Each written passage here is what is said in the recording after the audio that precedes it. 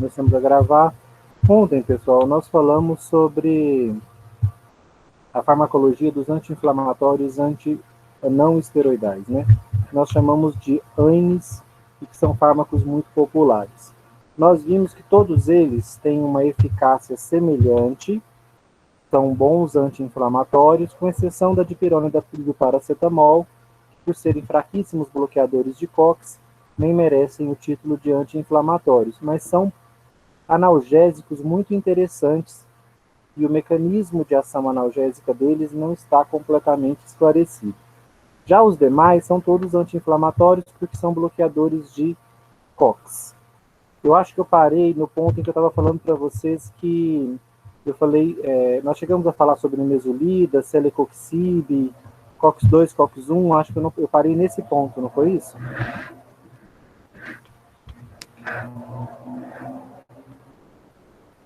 Deixa eu ver aqui. Agora eu tirei o áudio.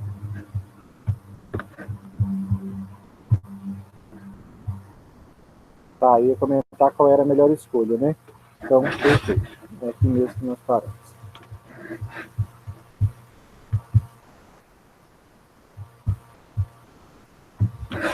Tá, por favor, me lembra 7 horas de voltar lá na sala e aceitar os colegas de vocês, que eu não estou ouvindo agora, que eu tirei o som do computador.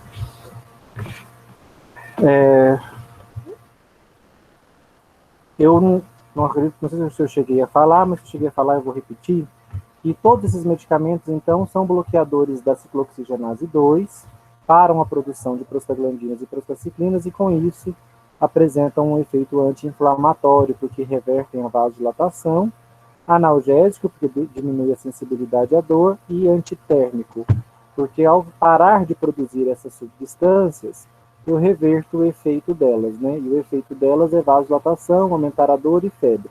Então, se eu parar de produzi-las, eu tenho um poderoso efeito anti-inflamatório. A questão é, qual fármaco escolher? Infelizmente, no nosso corpo, nós não temos apenas a COX-2 inflamatória. Nós temos uma outra enzima muito parecida com a COX-2, uma gêmea da COX-2, que é chamada de ciclooxigenase 1. Vamos entender onde nós temos a ciclooxigenase 1 no nosso próximo slide. Ciclooxigenase 1, gente, ela está presente no estômago e nas plaquetas. O que é a ciclooxigenase 1? É uma enzima parecida com a COX-2. Parecida. Só que ela tem função diferente. Por quê? Porque a COX-2 ela só é produzida no tecido inflamado. Então eu só tenho essa enzima COX-2 em grande quantidade no tecido inflamado. E lá ela vai pegar ácido araquidônico e produzir prostaglandinas e prostaciclinas. Só que nos meus tecidos saudáveis, eu tenho uma COX que é produzida constantemente. Eu chamo ela de COX constitutiva. É a COX-1, ciclooxigenase 1. Então, dois tecidos expressam essa enzima, a COX-1, constantemente, mesmo não estando inflamados, porque a COX-1 não é uma COX inflamatória. No estômago, o que a COX-1 faz? Ela faz o que toda COX faz. Ela pega o ácido araquidônico no estômago e transforma em prostaglandinas. A diferença é que essa prostaglandina gerada no estômago, ela não é inflamatória, ela estimula a produção do muco alcalino no estômago. Quem se lembra, gente, qual a função do muco alcalino no estômago? Criar uma barreira de proteção, né, professor? Para que não degrade as substâncias ácidas. Desculpa, eu estava sem o áudio. Pode repetir para mim? O que você lembra? Qual é a função do muco gástrico? É criar uma barreira de proteção no estômago, né? Contra quem? Uma proteção contra qual agressor? Acho que os ácidos, né, do nosso corpo mesmo tem, no caso das pessoas mesmo têm gastrite, né, o próprio ácido acaba danificando as paredes do estômago. Isso, os ácidos não, né? O ácido estomacal, o ácido clorídrico. Então, de fato, nós temos a necessidade de produzir constantemente um muco alcalino para proteger a parede do nosso estômago do ataque ácido do próprio suco gástrico. né, o ácido clorídrico, que está em pH muito baixo no estômago, muito ácido. Então, vamos lá. A COX-1 estomacal, que é muito parecida com a COX-2 inflamatória que a gente viu, ela usa ácido araquidônico para produzir prostaglandina, e essa prostaglandina no estômago não gera inflamação, ela estimula a produção do muco. Infelizmente, gente, todos os AINES que nós acabamos de estudar, todos os AINES, com exceção da dipirona e do paracetamol, mas todos os AINES que nós acabamos de estudar são excelentes bloqueadores da COX-2, por isso são anti-inflamatórios, analgésicos e antitérmicos, só que, infelizmente, eles também são bloqueadores de COX-1. Vocês conseguem me dizer qual é a consequência de um anti-inflamatório não esteroidal bloquear a COX-1 no estômago, agora que vocês sabem a função dela? Gastrite. Por quê? Porque ele tira a proteção do nosso estômago, fazendo com que o ácido, no caso, faça a degradação da parede do nosso estômago. Por que ele tira a proteção do estômago? O que ele faz? Inibe a COX-1. Inibe a COX-1. E qual é a consequência de inibir a COX-1? O que acontece, gente? Eu paro de produzir quem? O muco estomacal. Isso, o muco alcalino. Eu paro de produzir a prostaglandina, que estimula a produção do muco. Então, eu paro de produzir o muco. Por isso, a parede do meu estômago perde a proteção mucosa quando eu estou fazendo o uso de anti-inflamatórios não esteroidais. Por conta disso, é muito comum que, ao fazer uso desses medicamentos, eu sinta fortes queimações. Vai depender da idiosincrasia. Lembra o que é idiosincrasia? Vai depender da resposta individual, particular de cada um. Alguns de nós vão demorar dias para sentir essa queimação. Outros indivíduos, outros pacientes vão relatar para você que na primeira dose, no primeiro comprimido, no segundo dia ele já sentiu fortes queimações. Por quê? Porque a suscetibilidade de cada um de nós é distinta. Então, por isso que vocês vão verificar na bula desses medicamentos que lá não vai ter um tempo de tratamento, lá vai ter uma seguinte orientação: tomar pelo menor tempo possível, a menor dose possível. Ou seja, os sinais de inflamação desapareceram, pare de tomar. Por quê? Porque ele pode trazer prejuízos para a sua mucosa gástrica? Pode, gente.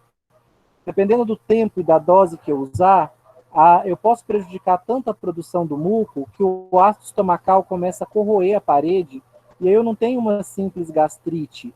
Eu posso ter, inclusive, uma úlcera, uma perfuração mais profunda da minha parede, com hemorragia gástrica, com sangramento gástrico. Eu vou perceber porque as minhas fezes ficam escuras. Eu posso ter até uma anemia, se esse sangramento for constante e volumoso. Nesse caso, gente, vamos pensar a seguinte situação. Você sofreu uma lesão, está com um processo inflamatório crônico e precisa tomar anti-inflamatórios não esteroidais. Se você precisa tomar anti-inflamatórios não esteroidais por um período, qualquer um desses aqui, diclofenaco, ibuprofeno, meloxicam e mesolida, se você precisar, o que você vai fazer?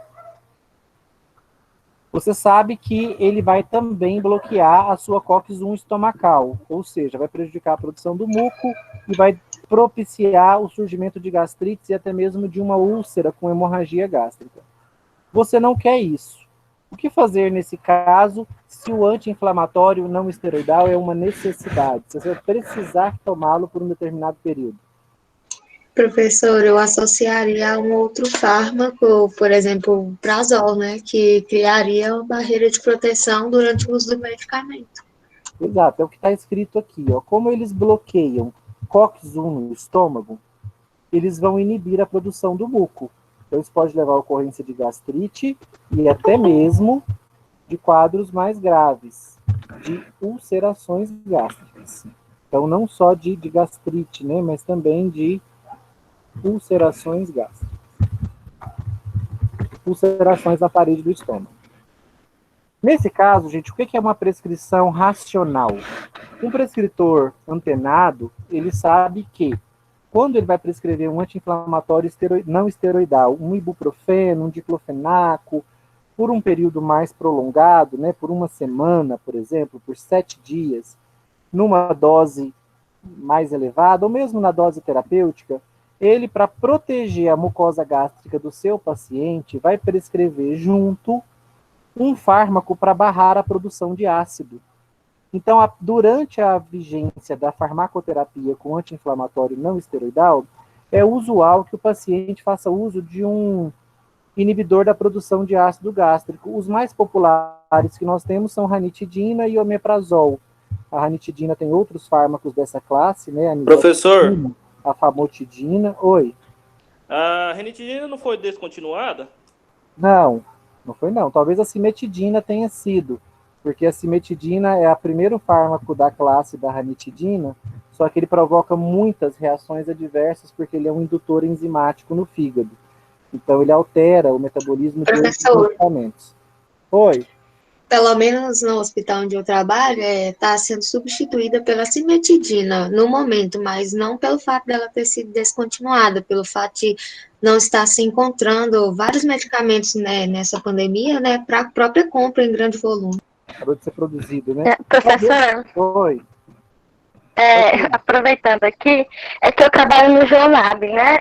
Esse medicamento, o cloridrato de ranitidina e o Lutidin, não que ele foi descontinuado, mas todas as indústrias farmacêuticas pararam de fabricar ele, né, por um momento. Houve também um recolhimento por determinação da Anvisa, se depois vocês quiserem pesquisar, porque foi verificado que se usar ele por um longo período, tipo assim, 10, 15 anos, ele pode vir a provocar algum câncer. Aí todas as indústrias pararam de fabricar. Eu não acompanhei isso. Então, realmente, talvez ele tenha sido retirado do mercado. Câncer, mas em uso, ninguém usa por 15 anos, né? Mas então deve ter feito algum estudo retrospectivo e ele saiu do mercado. Cimetidina é uma péssima opção para substituí-lo, viu? Porque ela altera o metabolismo hepático. As outras opções dessa classe seriam a nizatidina e a famotidina. São mais caras e menos comuns. Depois eu vou fazer uma pesquisa sobre os motivos da retirada da ranitidina. Não sabia que ela tinha sido retirada, não. Até comprei uma ranitidina há pouco tempo. Oi? Só para complementar, a ranitidina, quem descobriu que ela, durante a sua metabolização, ela produz agentes nitrosantes. Foi o FDA. No Brasil não tem nenhum tipo de pesquisa comprovando. A Anvisa só acompanhou uma decisão do FDA. Não, o Brasil não faz pesquisa nesse tipo de nível, não. Mas, assim, a FDA é a grande agência do mundo, né? O que ela faz, as demais agências do mundo normalmente copiam. E tem que copiar mesmo, porque a FDA está anos-luz na frente das outras agências de vigilância. Então, a ranitidina... Esse recolhimento ele aconteceu como prevenção, até que se fique comprovado cientificamente que realmente o uso contínuo da ranitidina seja prejudicial. Prejudicial, né? E se comprovarem, né, gente, olha só como nós estamos expostos a esse tipo de risco, né? A ranitidina está no mercado há anos e é um fármaco bastante popular. Então, se tinha que fazer mal, fez mal a muita gente por aí, porque vocês vão encontrar aí uma população imensa de pessoas que é usuária dessa medicação. E realmente tem o medicamento, a ranitidina, inclusive via oral, ela ainda é consumida. Então, assim, é uma coisa assim que, como eles estão falando, assim, fica muito aquela coisa de faz isso ou não faz, acompanha isso ou não acompanha, e aí acaba que nós estamos aí propensos a esses tipos de riscos, sem muitas vezes o paciente nem estar ciente, né? Eu, por exemplo, não sabia desses riscos da cimetidina. E, assim, em alguns casos, quando o prescritor não abre mão de forma alguma e a gente tenta fazer substituição, né, pelos prazóis, né, só que, como o senhor sabe, a um grande volume não é um medicamento, assim, vamos dizer, de custo tão acessível, né, para a população. E acaba que, muitas vezes, não investem tanto em saúde e optam por certos medicamentos que não seriam apropriados, né? Eu vou até tirar a ranitidina daqui, depois eu vou pesquisar como é que tá em que pé que tá esse recolhimento dela. Mas para Professor, e já aconteceu, viu, gente, de acontecer recolhimentos, faz a investigação, depois a medicação volta para o mercado. Aconteceu isso com esse daqui, ó, o Celecoxib, que é um dos anti-inflamatórios que a gente está estudando. Ele chegou a ser recolhido do mercado mundial, porque suspeitou-se de que ele provocava uns problemas graves cardiovasculares. No final das contas, acabou se comprovando que ele provoca mesmo, que ele aumenta mesmo a chance, mas que é um evento raro. Então ele voltou para o mercado de vários países, inclusive para o mercado norte-americano, onde ele continua aprovado, com várias restrições, mas continua aprovado. O mercado brasileiro aconteceu a mesma coisa.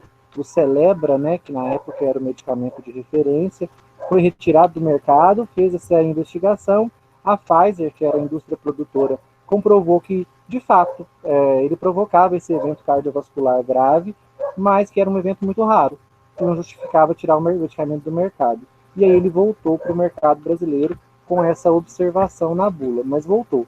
Então, a ranitidina, vamos ver o que vai acontecer com ela aí. Os outros fármacos da classe, eu não vou colocar a cimetidina, como eu disse para vocês, ela é um indutor hepático, um indutor de enzimas hepáticas. Então, ela altera o metabolismo de diversos outros fármacos. Então, não é uma boa escolha terapêutica. Ainda sobra a nisatidina e a famotidina, que são os outros fármacos da classe da ranitidina, e o omeprazol ou os demais prazóis, né? O omeprazol é o mais barato deles. Pode perguntar. Oi. O pessoal está pedindo para ser aprovado para entrar na sala. Ah, é mesmo, já deu 7h10.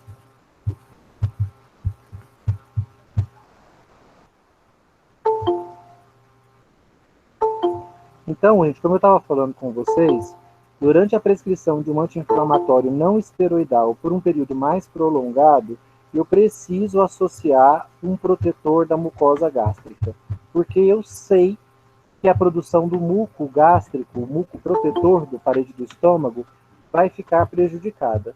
Então, nesses casos, se eu vou tomar anti-inflamatório não esteroidal por 10 dias, por 7 dias, é o ideal que eu faça o uso junto com um protetor da mucosa gástrica.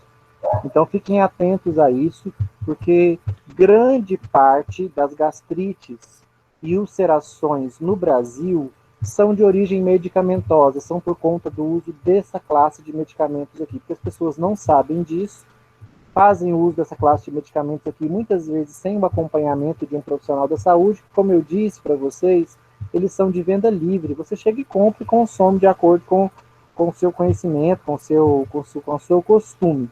E aí a pessoa não faz relação, aí ela acaba culpando aquela queimação, culpa o café, culpa o estresse, culpa algum alimento que comeu, mas ela não culpa o anti-inflamatório não esteroidal, ela não sabe dessa associação. Tá? Então, cuidado com o uso prolongado de anti-inflamatórios esteroidais. E esse prolongado é muito relativo. Tá? Tem pacientes que com poucas doses de um anti-inflamatório não esteroidal, de um diclofenaco, de um meloxicam, de um ibuprofeno, já relatam forte sensação de dor em queimação no estômago, o que é uma indicação de que a produção de muco dele já foi prejudicada. Tá certo? Agora, eu vou falar para vocês daquela que eu considero a mais grave reação adversa envolvendo os anti-inflamatórios não esteroidais. E eu, como professor de farmacologia, inclusive, sou contra o fato dessas medicações serem de venda livre no nosso país e especialmente na nossa região. Por quê? Porque boa parte do Brasil, né, do centro-sul do Brasil, na verdade o Brasil inteiro, padece de uma doença de cunho hemorrágico, a dengue. E vocês vão ver que dengue não combina com anti-inflamatórios não esteroidais. A combinação pode resultar fatal para o paciente. E quando você tem uma doença endêmica, que não tem cura, que todo ano acontece no país, acontece o ano todo, né? Mas durante os períodos chuvosos ela tem um aumento no número de casos. Você casa isso com uma classe de medicamentos muito popular, que todo mundo tem em casa e faz uso constante, se associados o risco de morte dos pacientes aumenta, é claro, né, gente, que essa associação provoca inúmeras mortes aí anualmente no nosso país. E por isso que eu sou completamente contra o fato dos anti-inflamatórios não esteroidais serem medicações de venda livre no Brasil, que tem uma doença hemorrágica. E, professor, o que anti-inflamatório tem a ver com hemorragia? Infelizmente, né, nós temos uma COX-1 também, assim como temos no estômago, temos uma COX-1 nas plaquetas. E o que a COX-1 faz nas plaquetas? Ela converte o ácido araquidônico em tramboxanos. Aqui nesse slide a gente já tinha visto isso, né? Que um dos produtos da COX-2 eram os tramboxanos, que estavam relacionados à agregação plaquetária, à coagulação do sangue. A COX-1, existente nas plaquetas, faz exatamente isso. Pega o ácido araquidônico e transforma em tramboxanos. Com isso, ela promove ativação das plaquetas. Aí as plaquetas se agregam junto com polímeros de fibrina. Fibrina é uma proteína filamentosa. Então, plaquetas ativadas junto com fibrina formam uma estrutura chamada trombo. Para que serve um trombo, gente? Por que eu preciso ativar plaquetas junto com fibrina para formar trombo? Qual é a finalidade de um trombo no sistema circulatório? Coagulação. Coagular. O trombo é fruto da coagulação sanguínea. Mas por que ele é produzido? Para evitar hemorragias? Cessar o sangramento. Ele é uma forma de estancar hemorragias. Então, quando nossos vasos sanguíneos têm uma descontinuidade, quando eles se rompem em algum ponto, as nossas plaquetas se ativam, se associam com fibrina e formam literalmente um remendo temporário na parede do vaso. Bloqueiam o sangramento, ou seja, estancam o sangramento, e isso, gente, é uma função biológica vital, né? Se nós perdermos a capacidade de formar trombos, nós começamos a sangrar pelo corpo todo, porque os nossos vasos acabam se rompendo aí por inúmeras lesões que eles têm durante o nosso dia, e nós teríamos múltiplos sangramentos que provocaria a morte, né, por conta de uma hemorragia muito intensa e disseminada. Então, formar trombos é muito importante.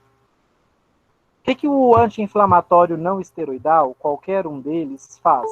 Eles também bloqueiam a COX-1 da plaqueta, assim como bloqueiam a COX-1 do estômago. Qual é a consequência, gente, de eu bloquear agora a COX-1 da plaqueta? Não vai segurar as hemorragias do corpo. Só respondendo ao Gabriel aí, tá? Prazóis não provocam efeito rebote não, tá, Gabriel? O que provoca efeito rebote são os neutralizadores do ácido gástrico. Bicarbonato de sódio provoca efeito rebote, porque não para a produção do ácido, só neutraliza. O omeprazol para a produção do ácido, então não tem efeito rebote não. Olha, gente, a consequência. Se eu tomo um fármaco que bloqueia a COX-1 na plaqueta, eu paro de produzir tramboxano e a minha plaqueta não ativa, porque ela precisa do tramboxano para ativar. Se a minha plaqueta não ativa, eu não vou formar trombos. Qual é a consequência de eu não formar trombos? Eu fico Não mais... coagula.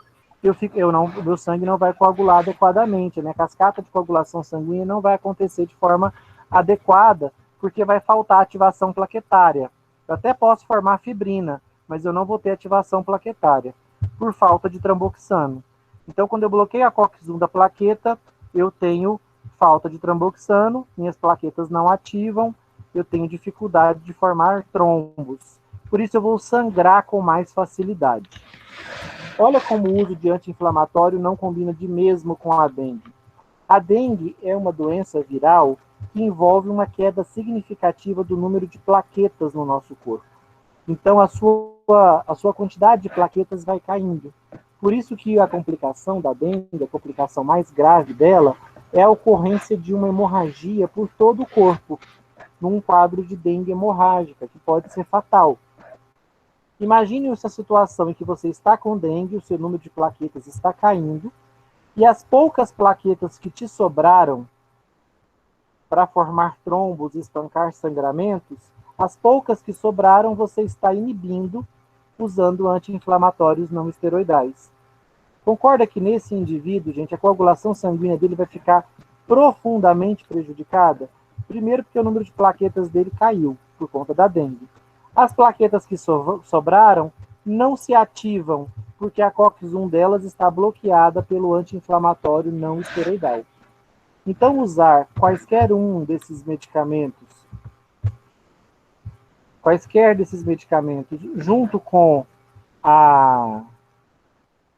num quadro de dengue, você aumenta em muito as chances da ocorrência de dengue hemorrágica.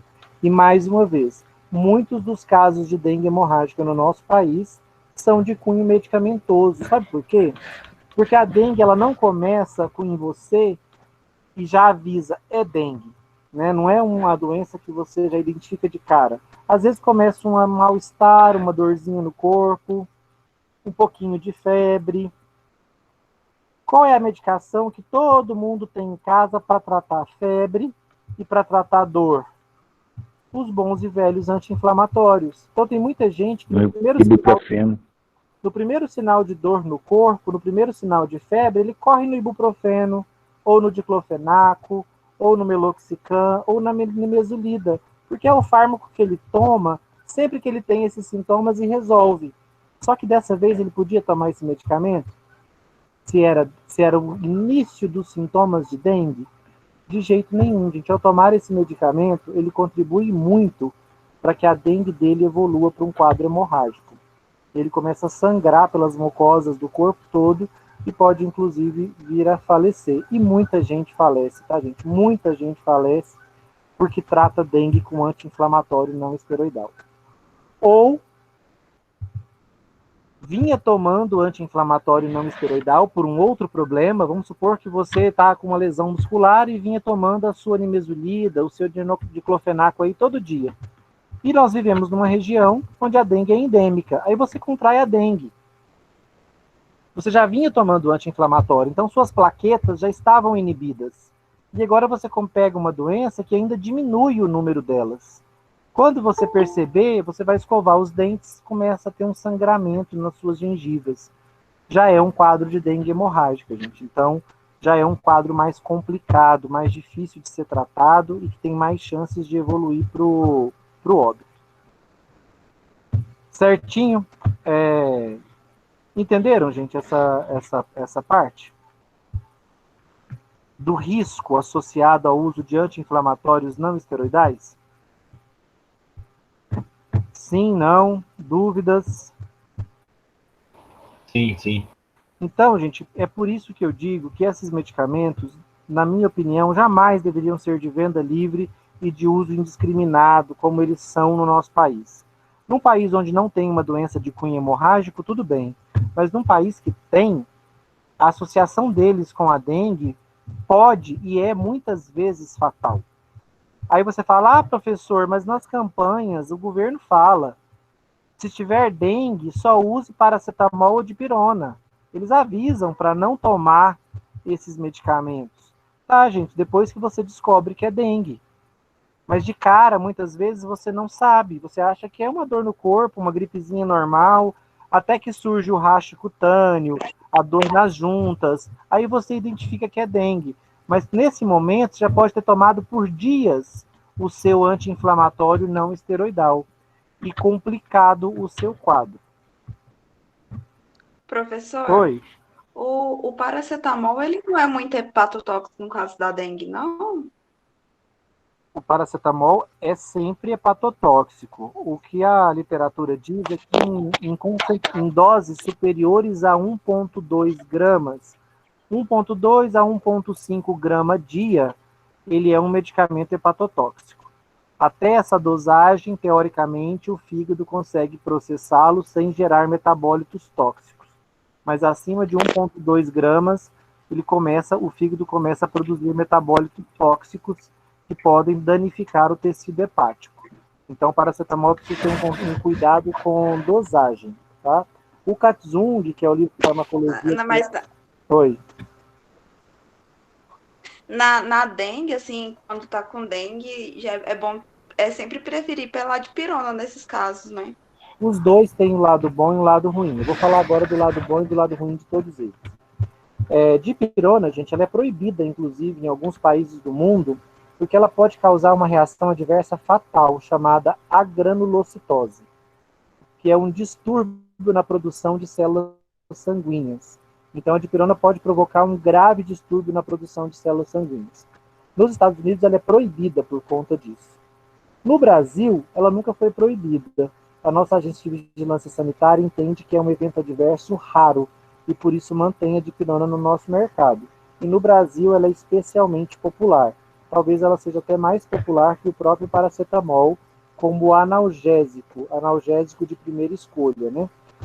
O paracetamol, o livro de farmacologia que a gente usa, o Katzung, ele diz que a dose segura máxima de paracetamol por dia, gente, é 1,2 gramas. Vocês já repararam que o paracetamol tem de 500 e de 750 miligramas, né? Então, quantos de 500 a gente poderia tomar com segurança? Se a dose segura é 1,2 grama dia. 2,5? 2, né? 2 no máximo. 3 eu já estaria tomando 1,5 grama. 1,5 grama, né? Então já seria muito.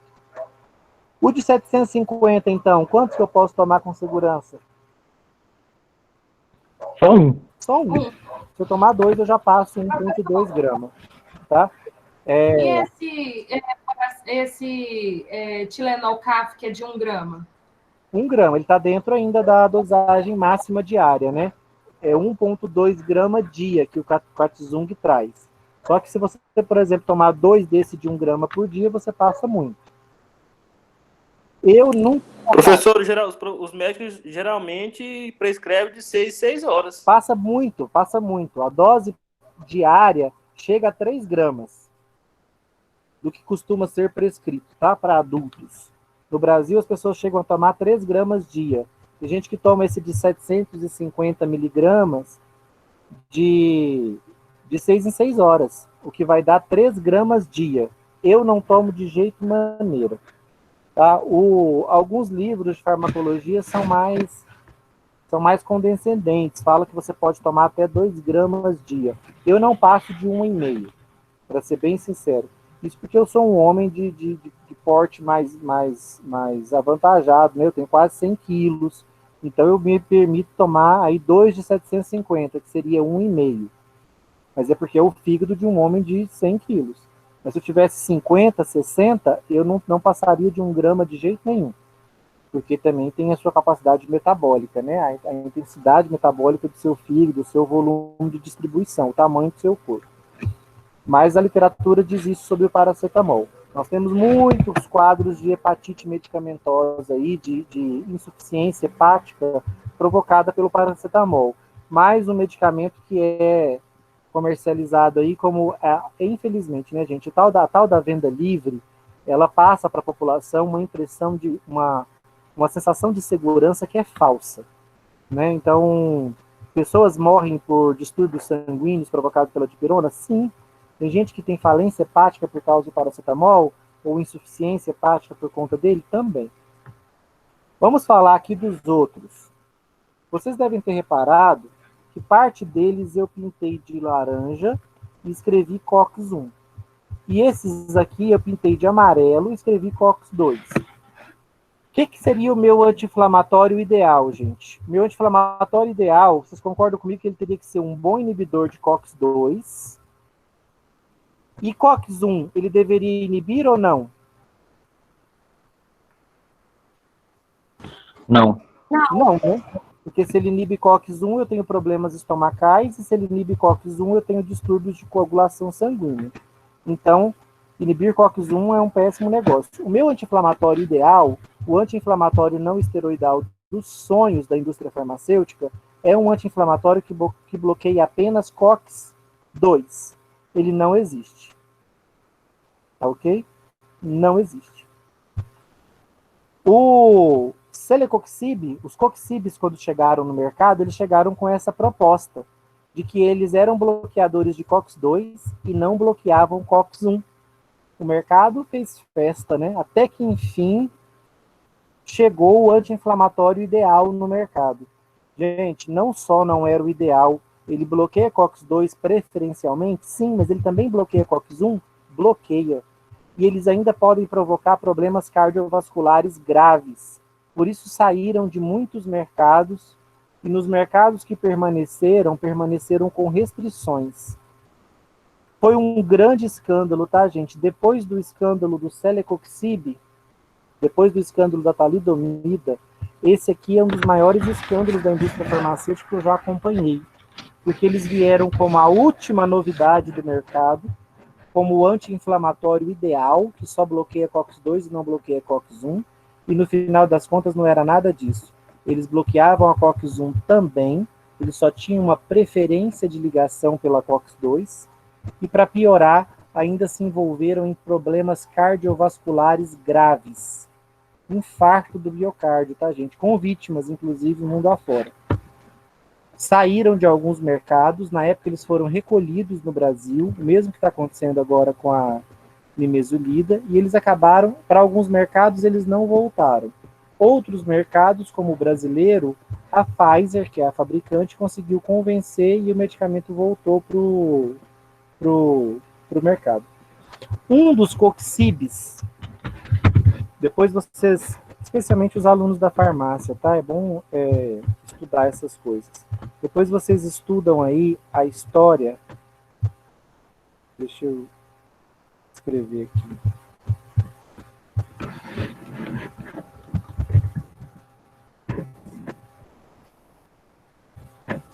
Eu nunca me lembro o nome desse fármaco, se é isso mesmo.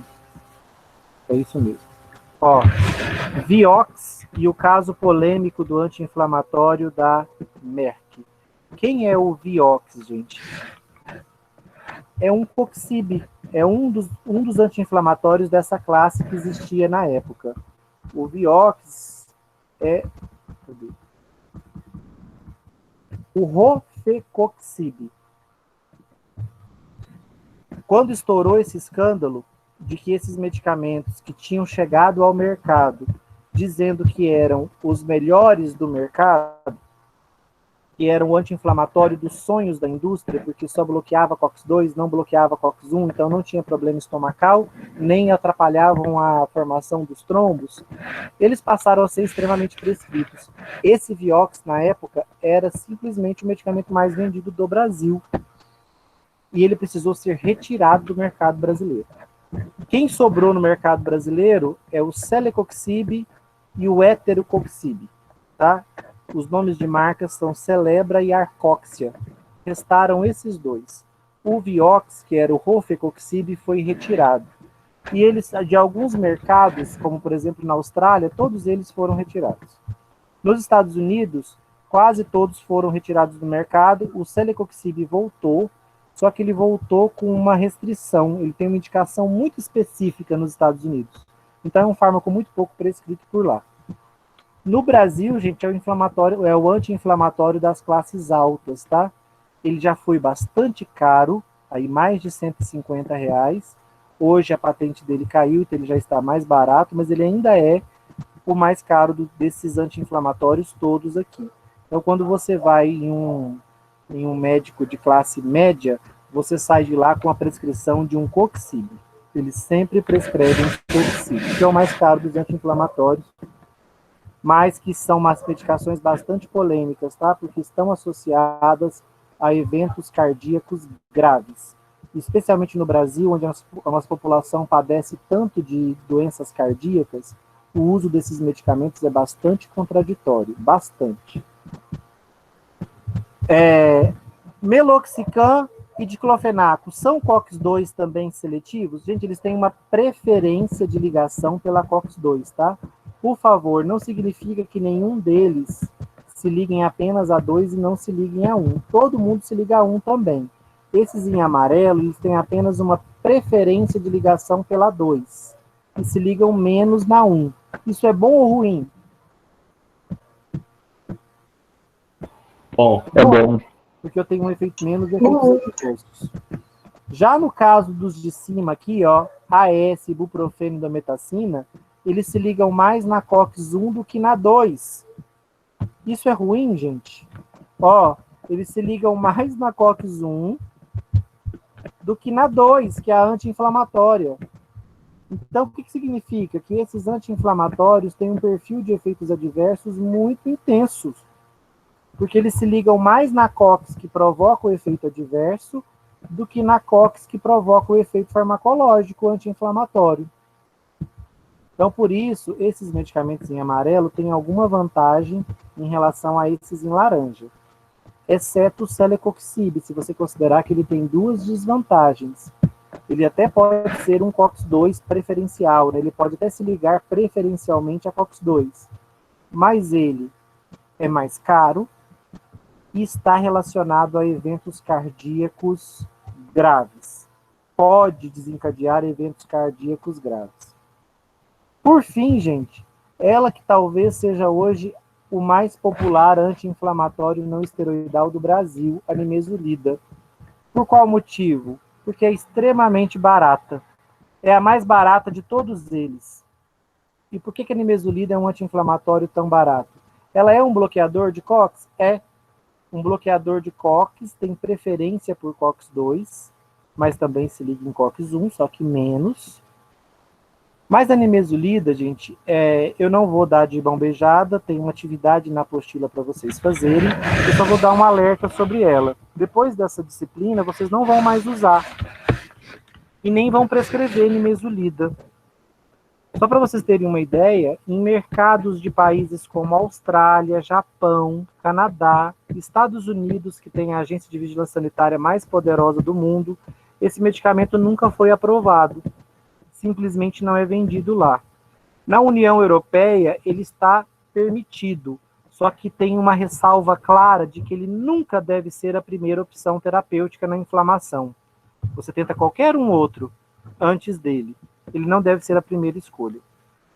A nimesulida, a gente apresenta um quadro de toxicidade significativo, e a atividade que eu coloquei na apostila está justamente pedindo para vocês pesquisarem que quadro é esse. Então, vocês vão ao Google e vão escrever nimesulida e toxicidade. Vão aparecer vários artigos e sites e informação sobre qual é a toxicidade da nimesulida. Uma medicação muito perigosa. Ela é a mais tóxica dos anti-inflamatórios. E é por esse motivo que ela não foi permitida em vários mercados. Se o Brasil fosse um país sério, ela também não seria permitida no nosso mercado. Mas o Brasil não é um país sério, né, gente?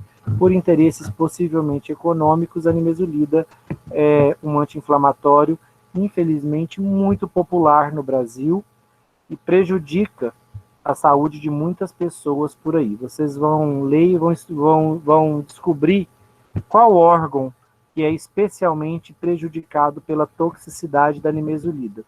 É a atividade que vocês têm que fazer para essa aula aí da nossa apostila. Bruce, Oi. tem algum medicamento que ele não foi aprovado aqui no Brasil, mas que é aprovado fora, tipo nos Estados Unidos, na Austrália? Pode acontecer, porque quando um fabricante de medicamentos ele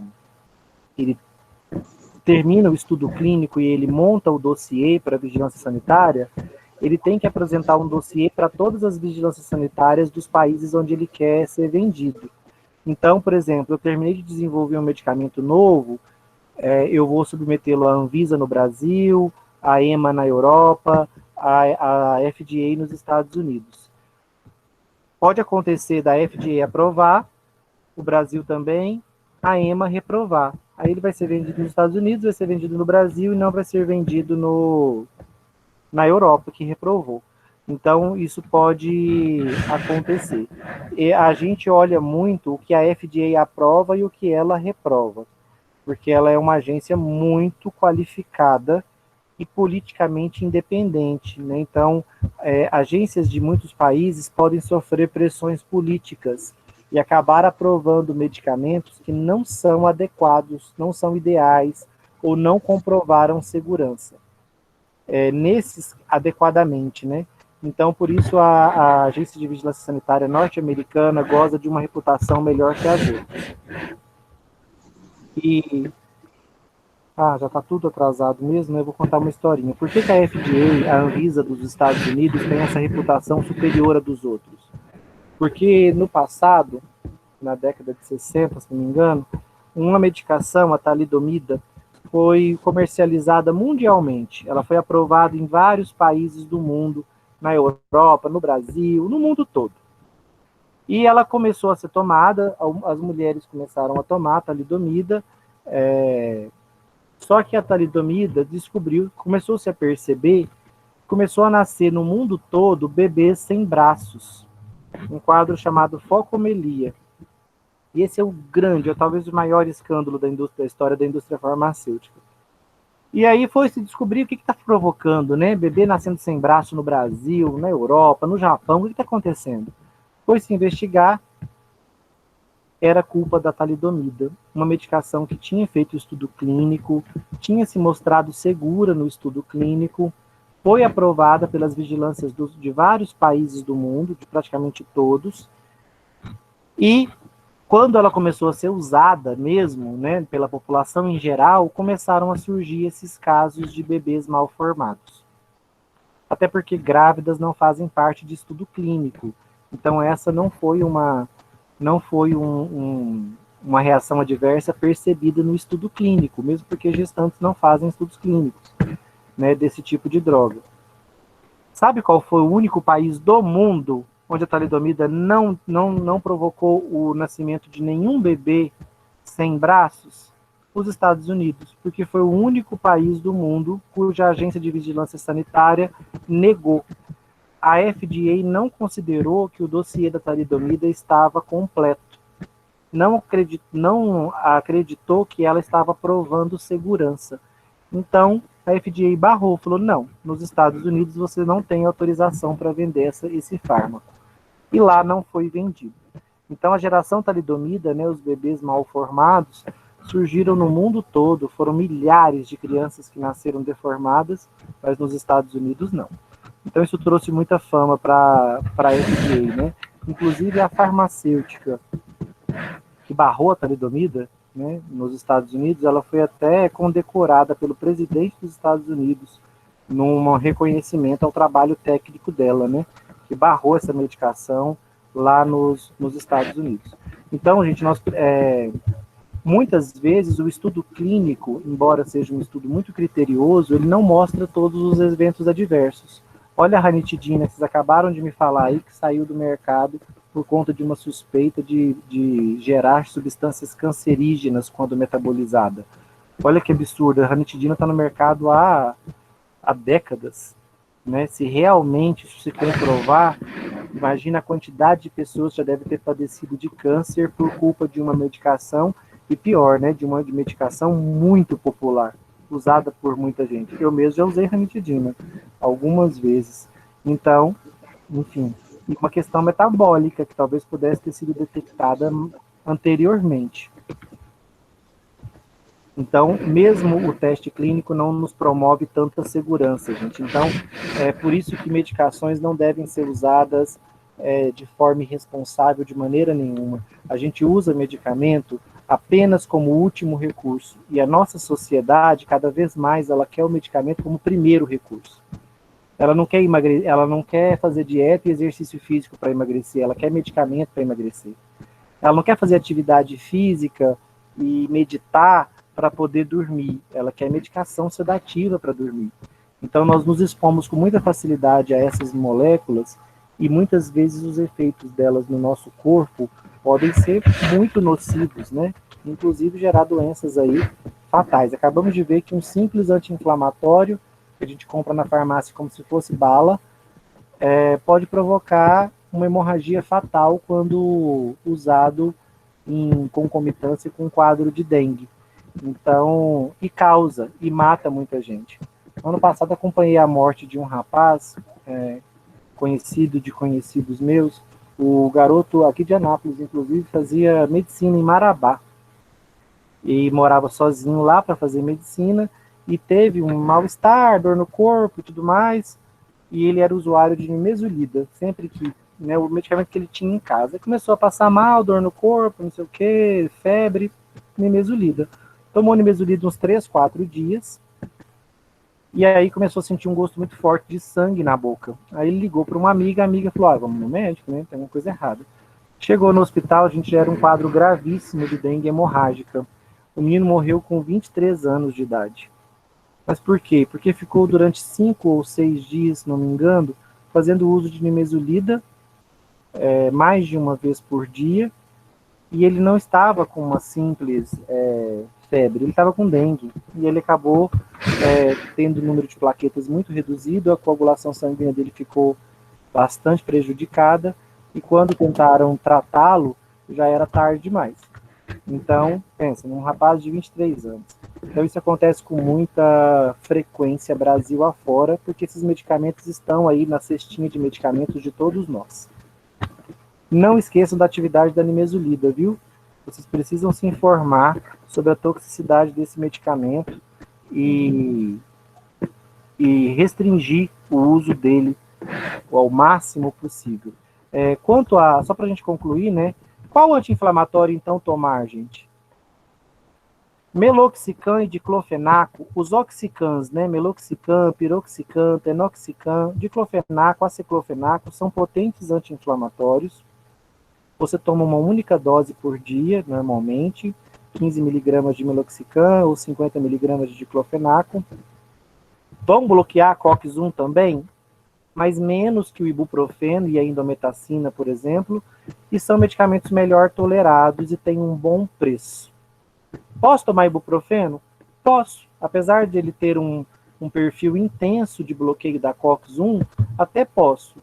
Só tenho que ficar atento para caso eu tenha sintomas de dengue, tenho que interromper imediatamente a medicação, e se eu sentir sintomas gastrointestinais, se eu for tomar ele por mais tempo, o ideal é que eu faça uso de um inibidor da produção de ácido gástrico enquanto estiver tomando o ibuprofeno. O mesmo vale para o diclofenac e para o piloxicam. Desvantagem do celecoxib, preço e risco cardiovascular. Por isso eu não o considero de forma nenhuma entre as primeiras opções. Indometacina também não considero porque tem efeitos adversos graves. AS já não é mais usado como anti-inflamatório, tá, gente? As pessoas usam AS infantil como anticoagulante. Ele perdeu a função anti-inflamatória, porque ele foi superado por outros fármacos, porque ele provoca muitos efeitos gastrointestinais. Então, a gente dá preferência por esses fármacos mais modernos. E nimesulida de jeito nenhum. Na pesquisa de vocês, e vocês vão se convencer disso. Professor. Oi. Tem pergunta no chat. No chat? Obrigado. Não esqueçam, viu? Especialmente farmacêuticos e enfermeiros, ler a historinha do Vioxx, para vocês verem como a gente se expõe a perigos, especialmente quando a indústria farmacêutica chega com uma novidade. Desconfie, nem sempre essa novidade é tão segura assim.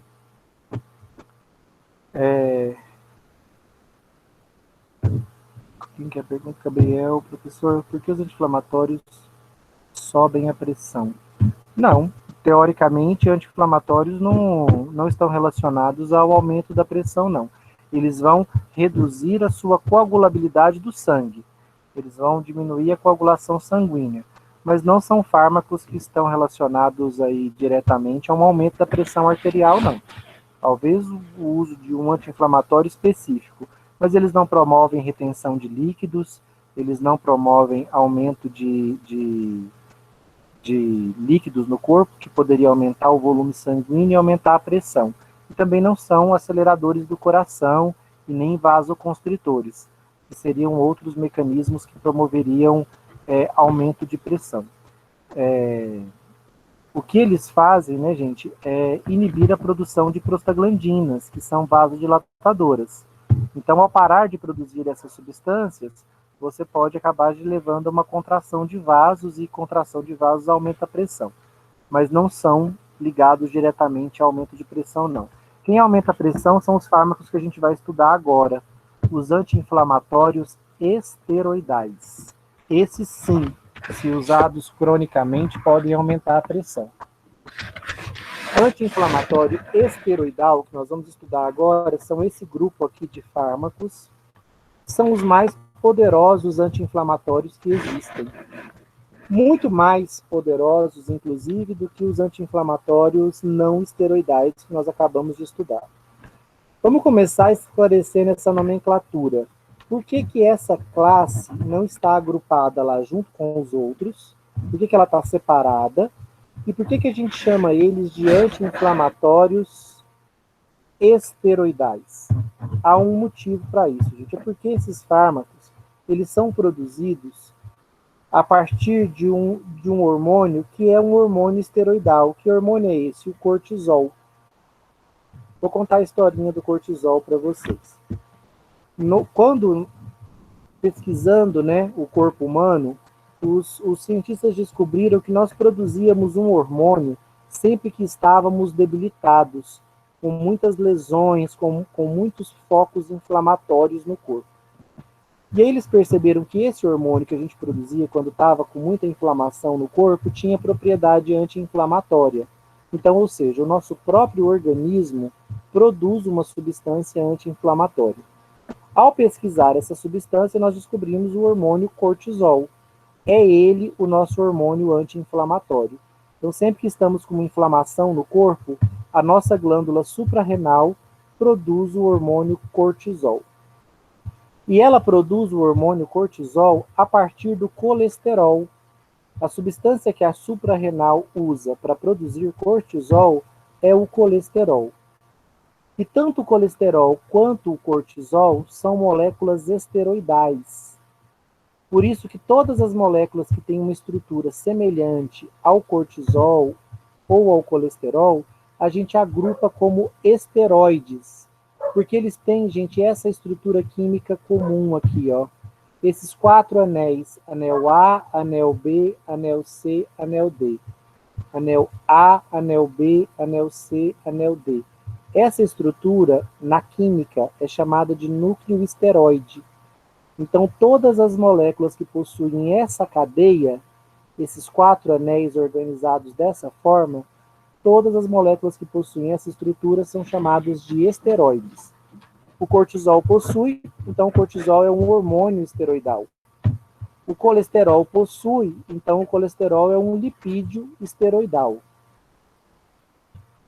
Deixa eu mostrar para vocês.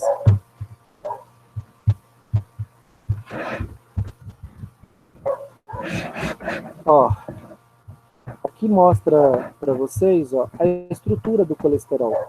Esses 4 anéis aqui é que é o núcleo esteroide. Aqui nós estamos vendo a molécula de colesterol. Vamos ver agora no cortisol para vocês perceberem que o núcleo esteroide está lá do mesmo jeito. Olha o cortisol. Os 4 anéis estão aqui do mesmo jeito. Então ele também é uma molécula esteroidal. Mais um exemplo de um hormônio que também é esteroidal, porque possui o núcleo esteroide na sua estrutura. O hormônio masculinizante, a testosterona, olha aqui, ó, o núcleo esteroidal nele. Também é um hormônio produzido a partir do colesterol. Então, para ficar claro para vocês, uma molécula é considerada um esteroide quando ela tem essa estrutura base, esses 4 anéis organizados dessa forma. A testosterona tem, a progesterona e o estrogênio femininos também tem, e o cortisol, que é o nosso hormônio anti-inflamatório. Esse cortisol, gente, ele é produzido a partir do colesterol nas glândulas suprarrenais sempre que nós temos um processo inflamatório. Quando nós descobrimos o cortisol e identificamos a estrutura dele, de cara os farmacêuticos pensaram: vou para o laboratório, farmacêuticos e químicos, né, químicos orgânicos. Vamos para o laboratório e vamos tentar gerar um cortisol sintético. Uma molécula que tenha o mesmo efeito anti-inflamatório do cortisol e que a gente possa produzir industrialmente. Tiveram sucesso nisso? Tiveram. Desenvolveram a hidrocortisona. A hidrocortisona é o primeiro anti-inflamatório esteroidal. Uma cópia fiel do cortisol. A hidrocortisona, gente, nada mais é que um cortisol sintético, produzido em laboratório. Uma cópia fiel do cortisol. Então, ela é tão potente como anti-inflamatório quanto o cortisol, porque as moléculas são idênticas. A diferença é que uma é produzida pela minha glândula suprarrenal, a outra eu produzo em laboratório, mas são moléculas iguais com a mesma potência anti-inflamatória. Diferente dos não esteroidais que a gente acabou de ver, todos eles têm eficácias semelhantes, todos eles são anti-inflamatórios de potência semelhante. Então, eu não posso falar que o diclofenac é mais potente que o meloxicam, que seja mais potente que o ibuprofeno. Não faz sentido naquela classe. Todos têm potências parecidas, eficácias parecidas. Aqui não. Aqui há uma grande diferença de potência, tá, gente? Logo depois da descoberta da síntese da hidrocortisona, os químicos começaram, e farmacêuticos, né, começaram a fazer modelagem molecular e gerar outras moléculas inspiradas no cortisol. Logo desenvolveram a prednisona, 4 vezes mais potente que o cortisol e que a hidrocortisona. Logo em seguida veio a prednisolona, 5 vezes mais potente que a hidrocortisona. Depois a triancinolona, 10 vezes mais potente que a hidrocortisona e o cortisol. E por fim, os mais potentes anti-inflamatórios que existem, a dexametasona e a betametasona, que são de 25 a 30 vezes mais potentes anti-inflamatórios do que a hidrocortisona. Então aqui a grande diferença de potência, tá? A dexametasona está bastante usada no mundo porque um estudo clínico mostrou que pacientes com COVID em estado grave, ou seja, aqueles já na UTI, se beneficiaram do uso de dexametasona. Quando ela passou a ser usada, a mortalidade dos pacientes caiu pela metade. Então, não é a cura, né? Mas bom demais. Um fármaco que conseguiu reduzir a mortalidade nas UTIs entre os pacientes graves pela metade. Então, ela faz parte do protocolo aí de tratamento dos pacientes graves com COVID mundo afora. Reparem que, além desses anti-inflamatórios, eu citei para vocês mais 3. E eu marquei de amarelo a budesonida, a fluticasona e a beclometasona. Por quê? Eles também são anti-inflamatórios esteroidais, potentes anti-inflamatórios, só que eles têm um diferencial. Você consegue comprá-los na forma aerosol. Algum de vocês consegue me imaginar por que a indústria desenvolveu anti-inflamatórios esteroidais na forma de aerosol? Porque esses de cima aqui, ó, você vai encontrar predominantemente eles na forma injetável ou na forma de pomadas e cremes. Embora alguns estejam disponíveis na forma de comprimido. A prednisolona é um caso que você acha comprimido. Mas a grande maioria você vai encontrar como injetável ou como pomada.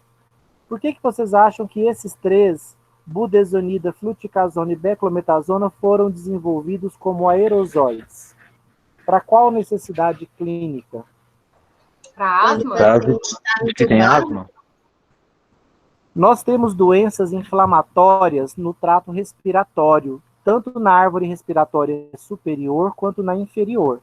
Na árvore respiratória superior, nas vias aéreas superiores, nós temos rinites e sinusites, que são quadros inflamatórios que podem durar meses. E por isso eu precisava de um anti-inflamatório potente, mas que de preferência fosse aplicado direto no nariz. Então eu precisava de um fármaco na forma de spray.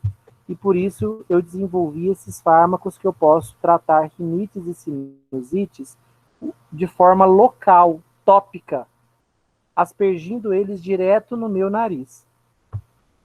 Outra doença inflamatória agora na árvore respiratória inferior são as bronquites e principalmente a asma, que é uma doença crônica. Por isso eu precisava também de anti-inflamatórios que eu pudesse inalar e lançar direto nos pulmões, nos brônquios, nos bronquíolos e alvéolos. Então, por isso, esses fármacos foram desenvolvidos na forma de aerosol, especialmente pensando em tratar de forma tópica as doenças respiratórias. Rinite, especialmente sinusite, bronquite e asma, tá bom? Então, esses demais aqui vocês não vão encontrar, talvez a triancinolona como aerosol, mas eu não acredito que tenha no exterior e não no Brasil. Mas as demais não estão na forma de aerosol. Mais provável você encontrá-los como injetáveis ou como pomadas, tá? Eventualmente como comprimidos. Até aqui foi, gente? Tudo tranquilo? Estão entendendo a ideia de inflamatórios esteroidais? Beleza. Ô, professor, se eu não me engano, essa dexametasona, acho que já vi ela em colírio também. Ela tem ela associada, é muito comum você vê-la associada a antialérgicos e também a antibióticos para tratar infecções que também são inflamações, né?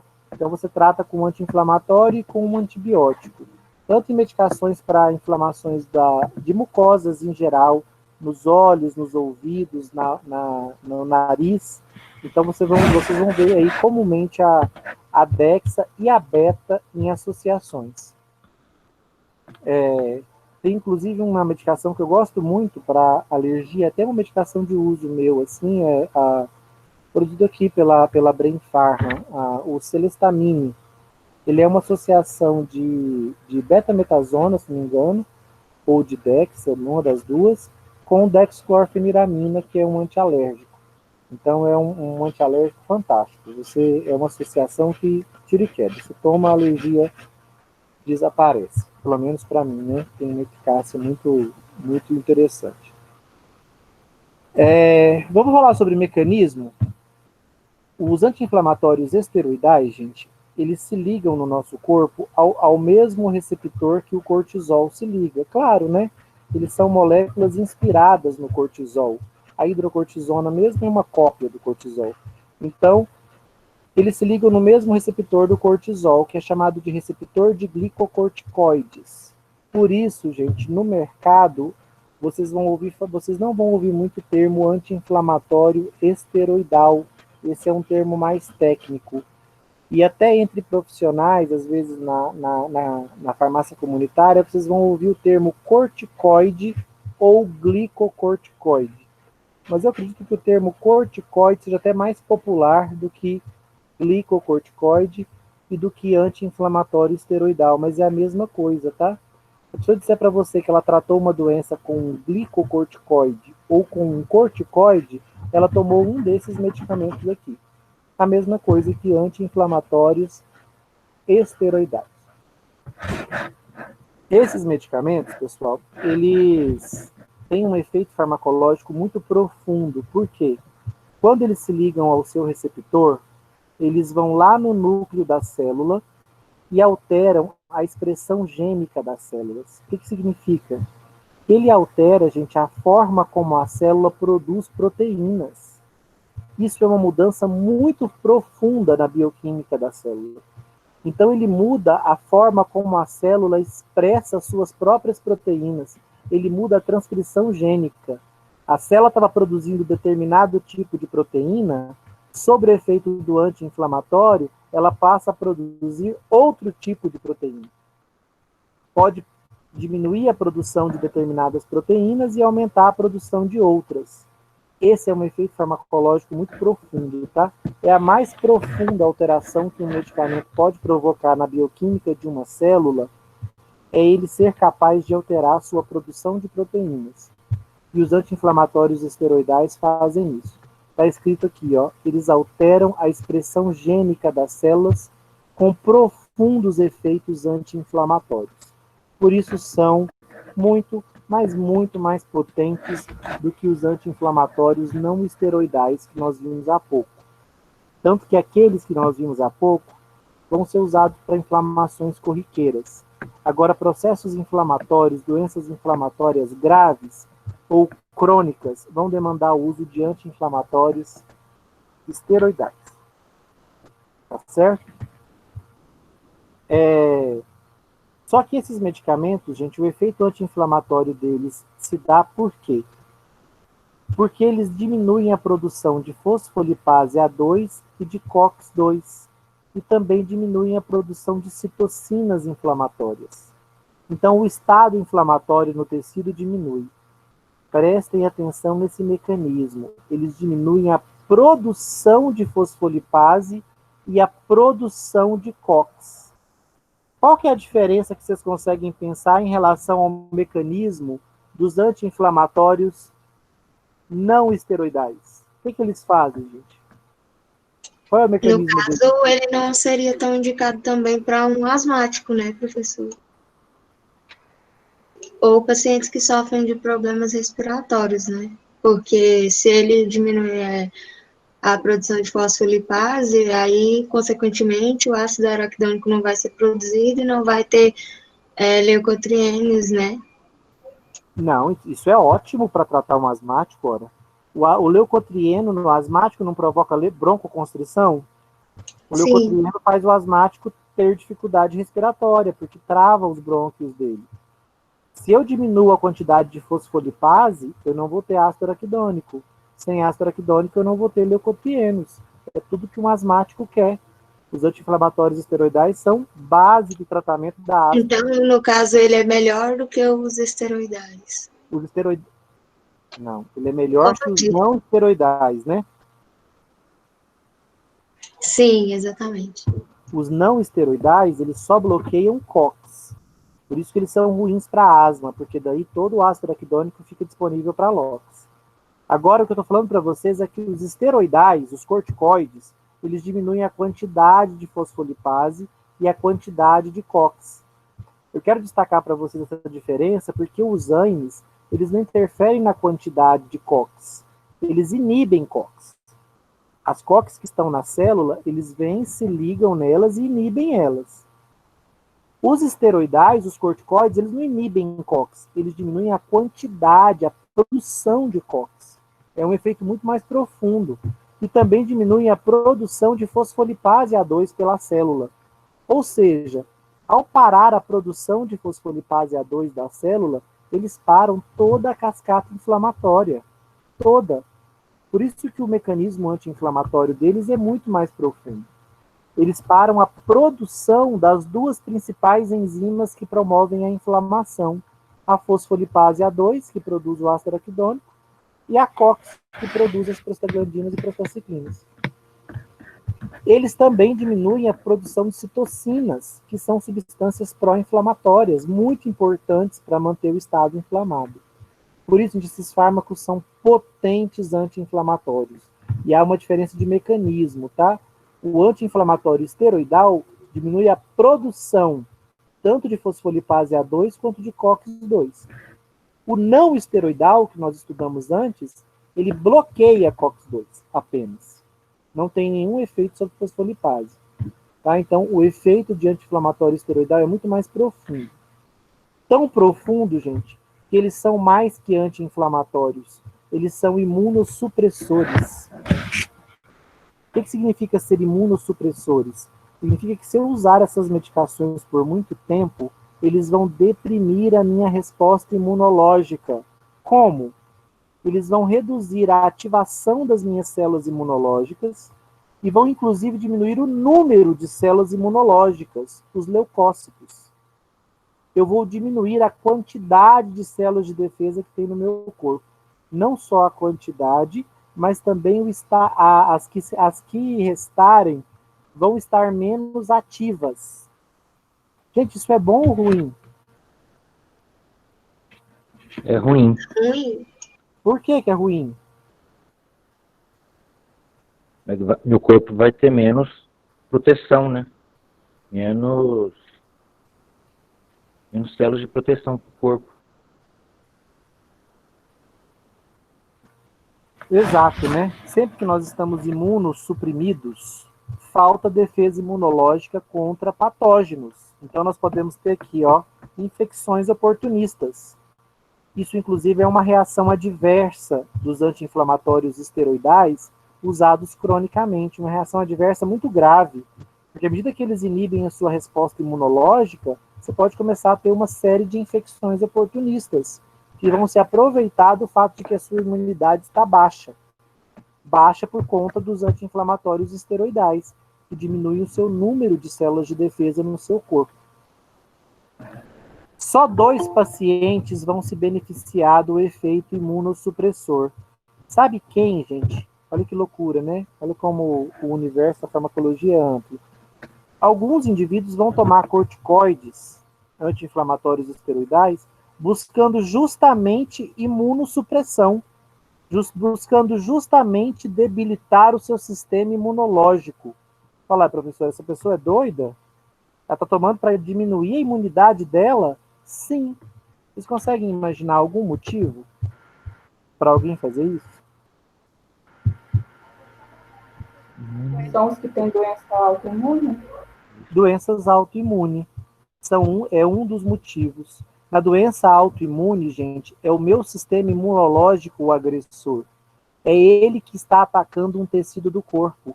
Então, para eu controlar a doença, eu preciso reduzir a minha resposta imunológica. Então, no lúpus, por exemplo, o meu sistema imunológico está atacando o meu próprio tecido conjuntivo e gerando um quadro inflamatório extremamente doloroso e difícil de tratar. Então, nesses casos, eu preciso reduzir a resposta imunológica do paciente com lúpus, porque é o próprio sistema imunológico que é o causador da doença. Então, nas doenças autoimunes, os anti-inflamatórios esteroidais serão usados buscando imunossupressão. Completa? Claro que não, né, gente? Se eu provocar uma imunossupressão completa, esse indivíduo vai ter tudo que tem direito, vai ter sarampo, meningite, pneumonia, toxoplasmose, tudo junto e misturado, porque ele não tem mais as defesas imunológicas. Então, eu não quero promover uma imunossupressão plena, não. Eu quero apenas reduzir a potência, né, a quantidade de células imunológicas para arrefecer a doença autoimune. Porque se o sistema imunológico estiver muito fortalecido, a doença autoimune se agrava, porque é o próprio sistema imune atacando o corpo. Professor, Oi. uma dúvida. Então, no caso, a dexametasona vem sendo usada para pacientes com Covid, né? E aí, no caso, esse paciente fazer um uso prolongado dessa medicação, reduzindo a imunidade dele, não seria negativo? Sim, por isso que era o receio, o grande receio dos médicos no começo. Ninguém pensou em usar anti-inflamatório esteroidal para tratar a Covid, porque pensou-se o seguinte, se eu usar esse anti-inflamatório, ele vai reduzir a resposta imunológica e o paciente não vai responder ao vírus. O vírus vai se proliferar com mais facilidade. Só que a Covid se mostrou uma doença inflamatória muito distinta. Ela provoca um quadro inflamatório muito intenso. Tão intenso que foi preciso, para tratá-la, lançar mão de anti-inflamatórios esteroidais. Por quê? Porque eu preciso controlar a inflamação, mesmo com o risco de abaixar a imunidade do meu paciente. Professor, talvez por isso, então, pacientes acometidos da Covid também venham contraindo pneumonia? Talvez por conta do uso do anti-inflamatório.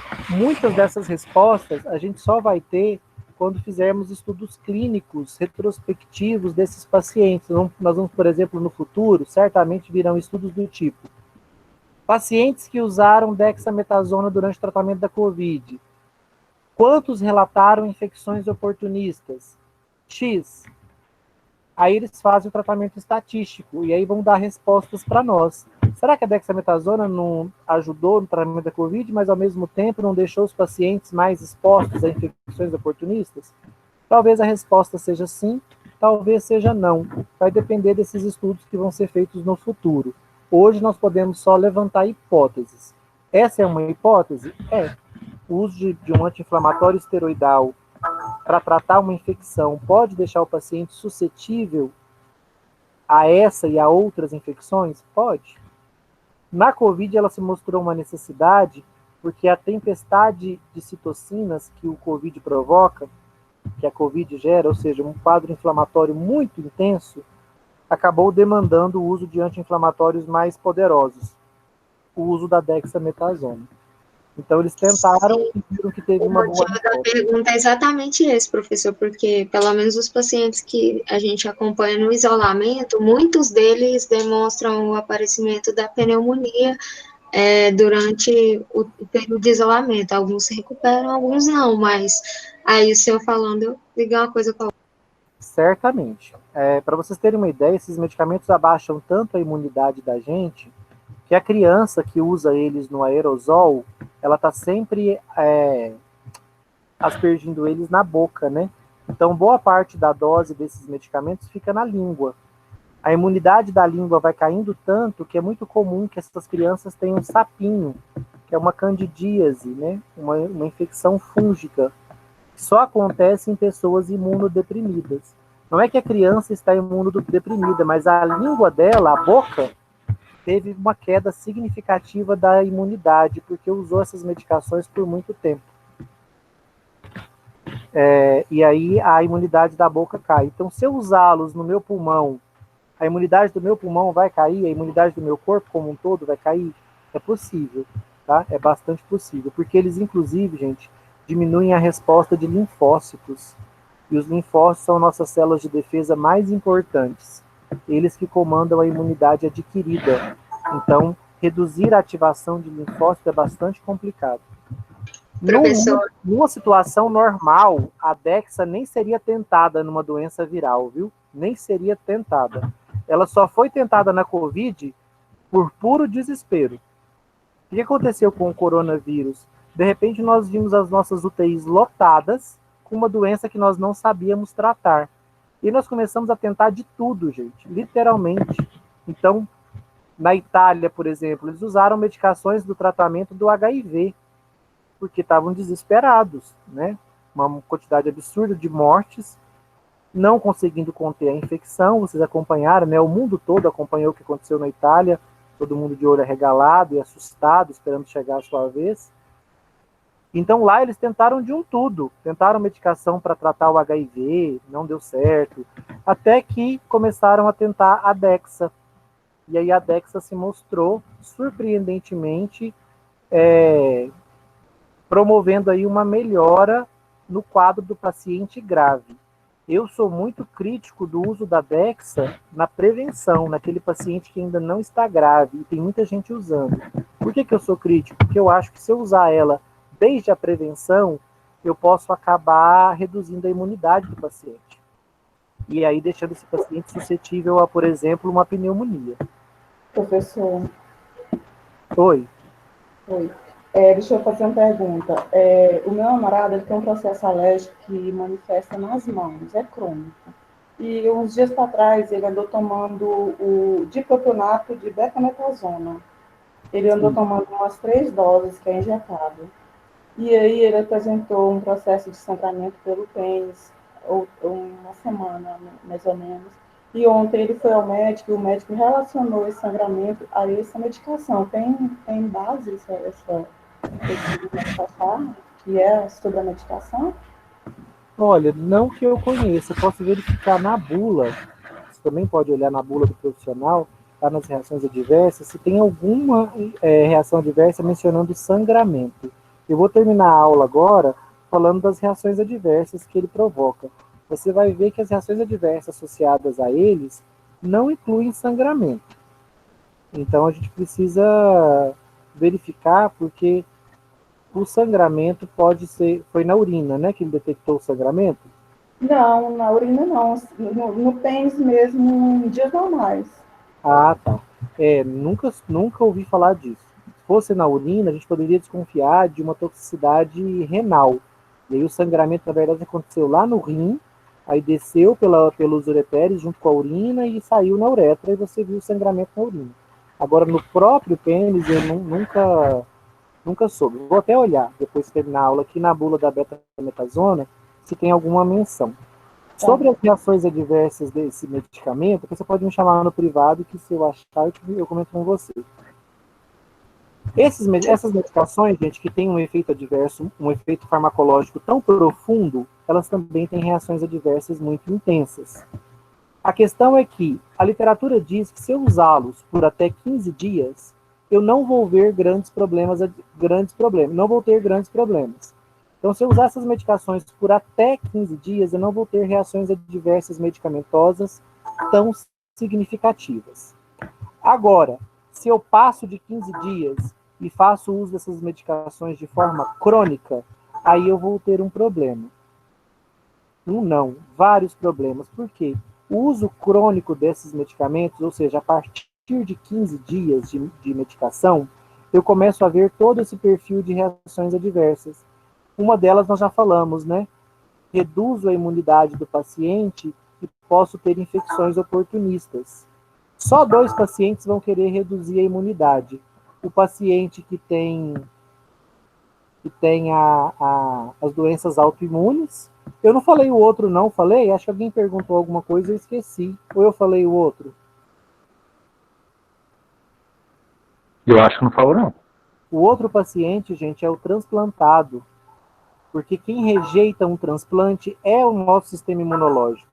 Então, olha que interessante. Eu uso o anti-inflamatório esteroidal para reduzir a minha imunidade antes de fazer o transplante. Por quê? Quando eu receber o órgão estranho, eu vou diminuir as chances do meu corpo rejeitá-lo, porque o meu sistema imunológico está enfraquecido.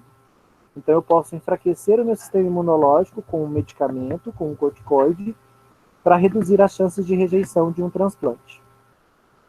Eu sei que já deu 8h20, mas aqui a gente vai terminar rapidinho. Além disso, o uso crônico, para além de 15 dias, dos anti-inflamatórios esteroidais, dos corticoides, pode gerar a perigosa depressão, gente. Vários estudos correlacionam o uso de corticoide crônico ao surgimento de depressão, um transtorno do humor, né? Uma doença terrível, que tira o colorido da vida, né? Que faz o indivíduo ver tudo em preto e branco, as coisas perdem a graça, ele começa a se sentir permanentemente triste e sem prazer, sem motivação, sem vontade. É uma doença bastante triste de se ter. Outra doença, outros problemas que podem surgir. Eles podem estimular o aumento de glicemia, então você pode ter aí uma diabetes medicamentosa, uma glicemia subindo por conta dessa medicação usada cronicamente. Cuidado, tá, gente? Para uso crônico. Significa que se eu usar igual o namorado aí da colega de vocês usou 3 doses, né? Não é uso crônico isso não. Ele usou de forma aguda. Se ele ficasse usando por 3 meses, aí sim nós poderíamos ver isso.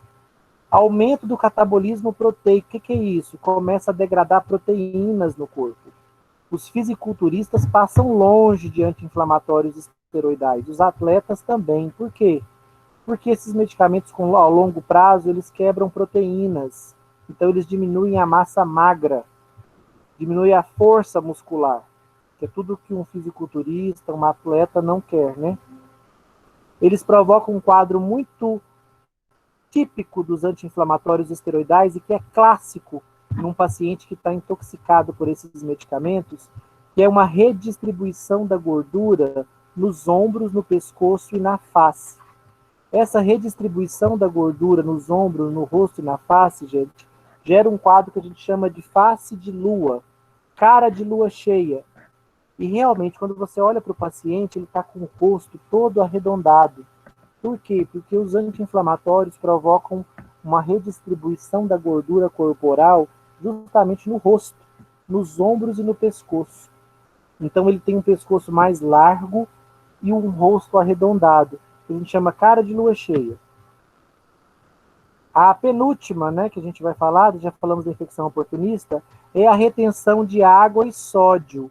Um colega aí falou, o anti-inflamatório não esteroidal provoca hipertensão? Não que eu saiba, desconheço. Mas o esteroidal, o corticoide, ele pode sim provocar aumento da pressão arterial.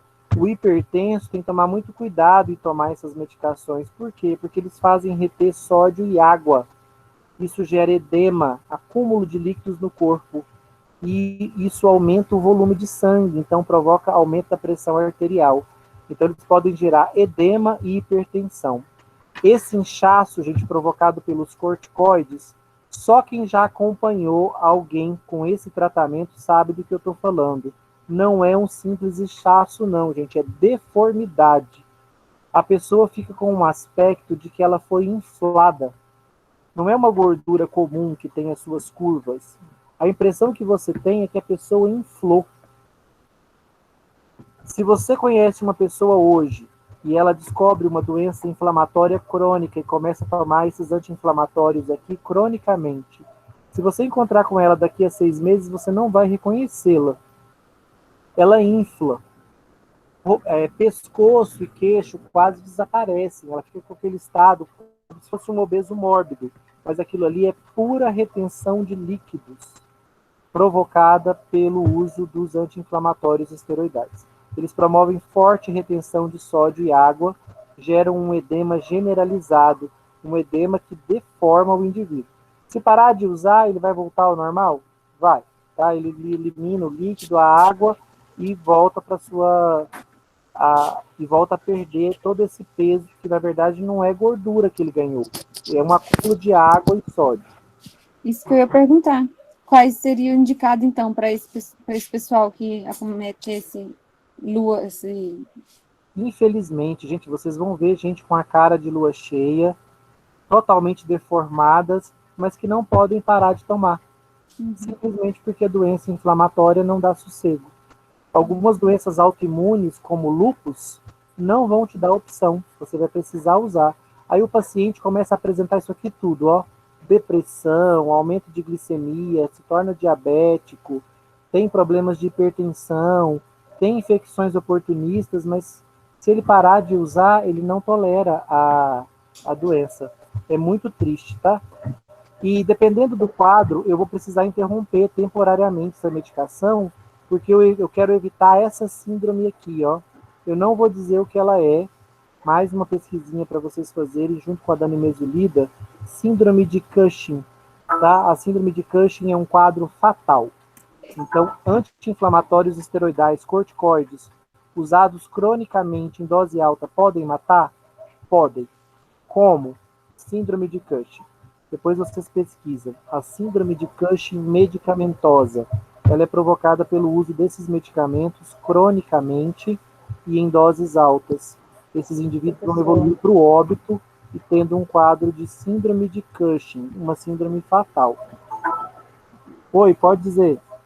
Junto com essa medicação, não é recomendável tomar um diurético, não?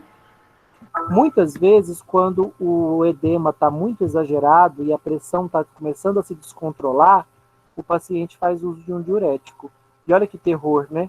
Ele começa a usar uma medicação para conter os efeitos adversos de outra. Aí você concorda que ele começa a entrar numa cascata? Porque o diurético também tem suas reações adversas. Então ele começa a entrar nisso. Ele pode começar a ter que tomar medicação para reduzir a glicemia, ele pode começar a tomar medicações para tratar a depressão. Olha só, ele começa a se tornar polimedicado por conta das reações adversas provocadas pelo corticoide. Lembrando, né? Até 15 dias eu não vejo nada disso normalmente. É quando eu tomo cronicamente, ou seja, por mais de 15 dias, especialmente em dosagens mais altas. Por isso, gente, que é muito interessante, sempre que eu precisar usar, a última coisa que eu vou falar nessa aula, sempre que eu precisar usar um corticoide por muito tempo, é muito interessante que eu faça uso tópico. Por que o uso tópico? Porque eu vou usar uma dose menor e ela vai ter efeito apenas local. O uso injetável ou oral, o comprimido, o medicamento, o corticoide, vai agir no seu corpo todo. Então, lá no seu cérebro, ele vai provocar depressão, lá no seu sistema imune, ele vai deprimir o sistema imune, no seu rim, ele vai atrapalhar a reabsorção de água e sódio, vai promover a reabsorção de água e sódio. Então, o uso dessa medicação sistêmica por períodos prolongados é muito nocivo para a saúde. Então, se eu tiver a sorte de poder usar tópico, eu minimizo o meu problema. Uma dica para a colega aí que tem um namorado com uma alergia nas mãos. Não tem por que ele usar betametasona injetável, existe ela pomada. Ele pode passar várias vezes ao longo do dia nas mãos, ele vai ter o efeito anti-inflamatório nas mãos, que é onde ele tem a reação alérgica, e ele vai ter pouquíssimos efeitos sistêmicos, porque a quantidade de betametasona que é absorvida para a corrente sanguínea é pequena. Ele tomou injetável, e injetável, a gente vai para o corpo todo. Então ele tem uma série de reações adversas no corpo todo, tá bom? Então sempre que possível, para asma, para rinite, eu vou usar os aerosóis, porque eles agem topicamente, no pulmão ou no nariz. Professor. Oi. No caso da inflamação da canelite, é mais indicada aquela fitinha com o remédio ou o injetável? Sempre. Qual que você acha agora, depois do que eu acabei de falar? Injetável. Mas... Não. Hã? Mais e vai direto na corrente sanguínea. Ele pode ser mais eficiente, mais rápido, certamente. Se eu for usar por menos de 15 dias, ok, ele vai ser muito mais potente, mais eficiente, mais rápido. Sim. E agora, se eu for usar cronicamente, vamos supor que eu tenho uma inflamação crônica, né, uma canelite crônica, vamos supor que isso existe. Ele vai usar injetável cronicamente por meses, ou é mais seguro ele passar tópico? É tópico. Tópico, tá vendo? Essa resposta depende do tempo de tratamento. Se for um tratamento eventual, vou tomar uma vez só. Melhor o injetável, que aí o efeito vai ser mais rápido e mais intenso. Mas, para o uso crônico, sempre que possível, tópico. Infelizmente, para muitas doenças, eu não vou conseguir usar o tópico. Meninos, última coisa que eu preciso falar com vocês, que já está começando a próxima aula de vocês e a minha, é que faltou antialérgicos para vocês. Que é uma aula curtinha, de uns 40 minutos, 30 minutos, mas eu vou gravar ela e vou disponibilizar para vocês no Moodle e vou mandar no grupo. Por quê?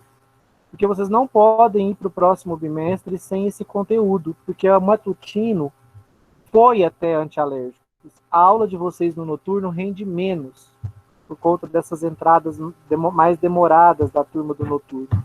Então o matutino viu antialérgicos e vocês não. Eu vou gravar uma aulinha de uns 30, 40 minutos para a gente matar antialérgicos e vou disponibilizar para vocês no grupo. Assistam essa aula, e se tiverem dúvidas, me chamem no privado. O antialérgico é uma classe também muito popular e eu também trato alergia com anti-inflamatórios, mas alergias mais graves. Alergias mais corriqueiras, eu vou tratar com antihistamínicos, que são o tema dessa aula. Então eu vou gravar para que vocês assistam essa aula. Quero pedir para vocês deixarem para fazer a prova de farmacologia lá para o final. Tá? Eu vou estar com vocês aqui na sexta-feira. Então, sexta-feira, se quiserem fazer a prova de farmacologia, eu vou estar acompanhando vocês na sexta. Deixe essa prova para o final. Ou até para o final de semana, para fazer a prova de farmacologia com mais tempo, com mais sossego. Não faz ela no meio dessas provas todas, não. Você poderia fazer uma prova específica para educação física, né? Menos complexa do que para enfermagem e farmácia. Olha, a prova está padronizada, ela só tem 10 questões. Vocês são a primeira turma que vão fazer as minhas provas, a segunda turma, né? Que vão fazer as provas com consulta. Então, gente, não está difícil de jeito nenhum. E eu sei que ainda muitos fazem ainda a prova em grupo. Então, assim, pelo menos tentem fazer a prova, tá, gente? Não pega a resposta do seu colega, não, você não sabe se está certa. Pelo menos tenta fazer a prova. Individualista não passa nada não, professor. Aham, sei. Professor? Oi. Como vai ser a data da prova? Você vai ter que fazer a prova no dia da aula ou vai poder fazer prorrogar os dias? Gente, a prova,